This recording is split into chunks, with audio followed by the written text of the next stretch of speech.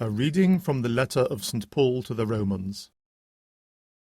Avoid getting into debt, except the debt of mutual love.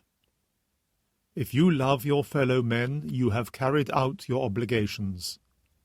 All the commandments, you shall not commit adultery, you shall not kill, you shall not steal, you shall not covet, and so on, are summed up in this single command: you must love your neighbour as yourself. Love is the one thing that cannot hurt your neighbour. That is why it is the answer to every one of the commandments. The Word of the Lord.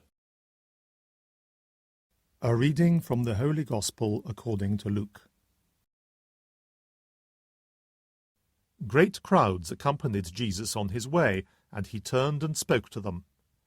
If any man comes to me without hating his father, mother, wife, children, brothers, sisters, yes, and his own life too, he cannot be my disciple. Anyone who does not carry his cross and come after me cannot be my disciple. And indeed, which of you here, intending to build a tower, would not first sit down and work out the cost, to see if he had enough to complete it? Otherwise, if he laid the foundation and then found himself unable to finish the work, the onlookers would all start making fun of him and saying, "Here is a man who started to build and was unable to finish."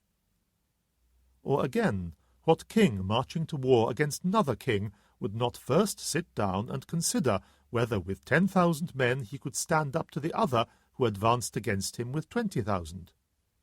If not, then while the other king was still a long way off, he would send envoys to sue for peace. So, in the same way, none of you can be my disciple unless he gives up all his possessions. The Gospel of the Lord.